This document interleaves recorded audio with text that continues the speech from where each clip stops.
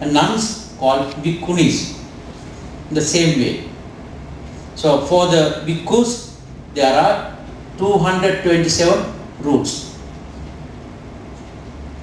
For nuns, about 300. So to see proper bhikkhuhood and bhikkhunihood, we should practice all these rules and regulations. So to check, we should not go to check anybody, but we can see when we see monks and nuns, how they behave, what kind of discipline they have.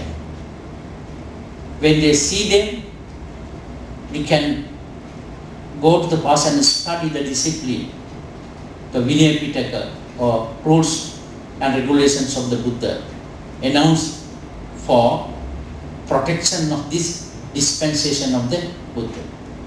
So these two sects are very important. Buddha once announced, if you don't practice rules and regulations, that means the Vinaya Pitaka, the dispensation of the Buddha will disappear. It is very meaningful.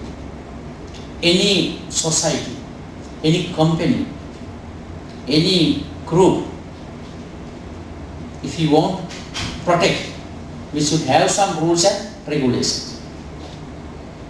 For instance, if you take this center as a society, Kinraram Metta Buddhist Society, so to preserve it, to practice perfectly,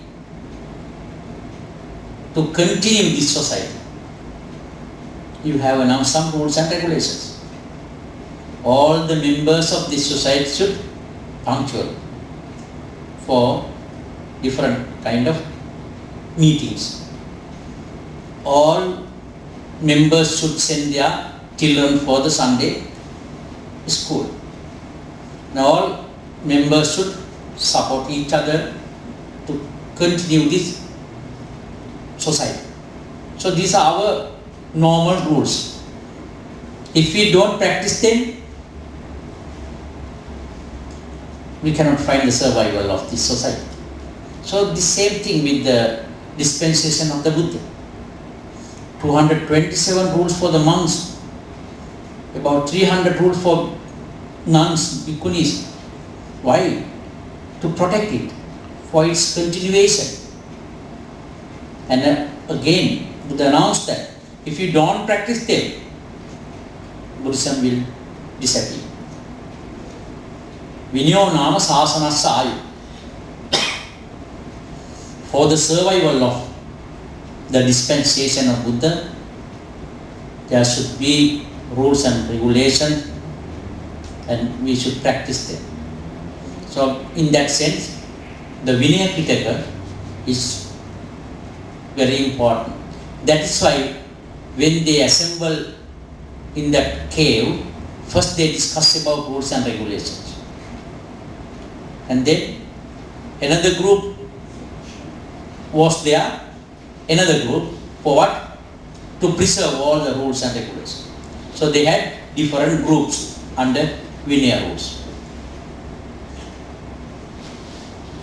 So it was the beginning.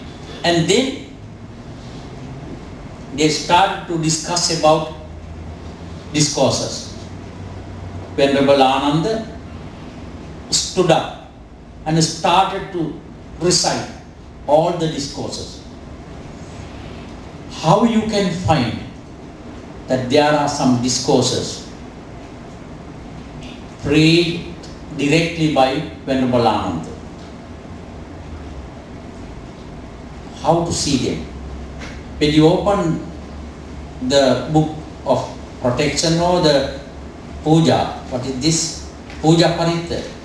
You can see some discourses started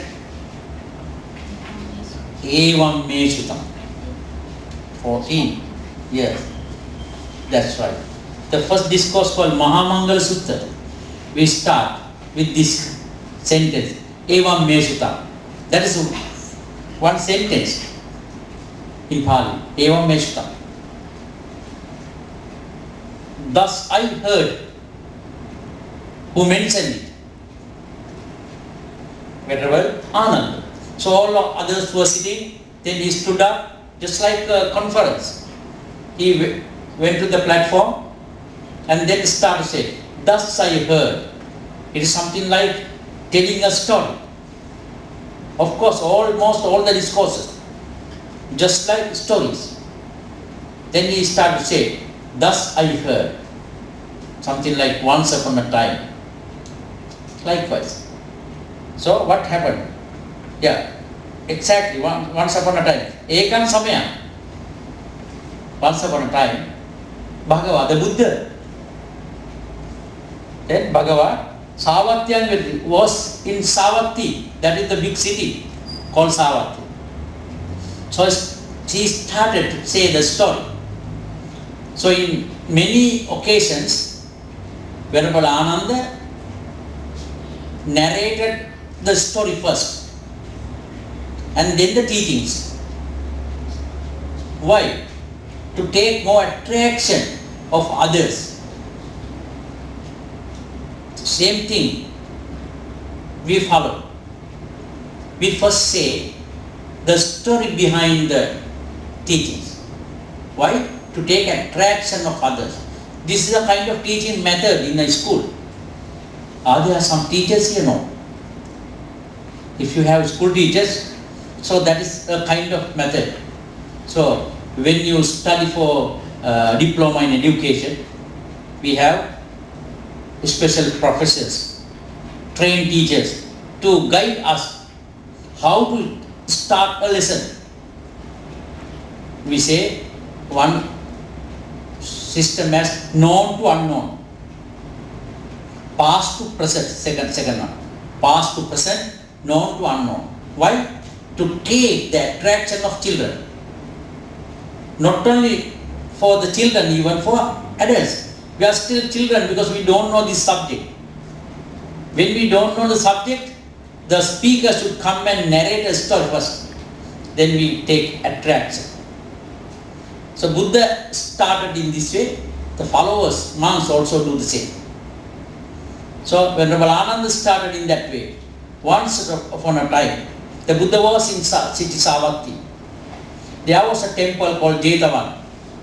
Savatyan where Jetavan. It was built by the millionaire called Anathapindika, explaining everything.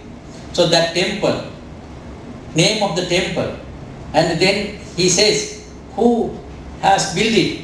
It has been built by the millionaire called Anathapindika. You are very familiar with this name, Anathapindika.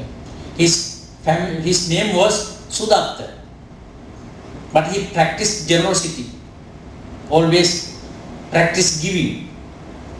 Because of that, he got this nickname. So many discourses and many stories in Buddhism, we use nicknames. Have you heard Angulimala? It was not his name. It was his nickname because of his behavior, bad behavior. And then have you heard another name called Matta Kundali? Not all, some they know. Matta Kundali was a young boy. He was not with that name. Unfortunately, his father was a miser. Didn't protect him properly. Didn't supply everything what his child wanted.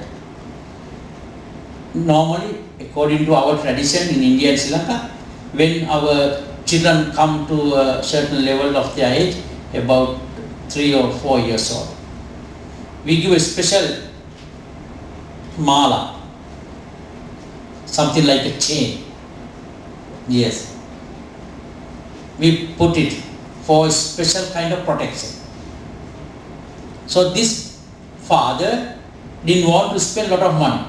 What he did, he took a piece of plate and made himself something like a mala and put in his neck.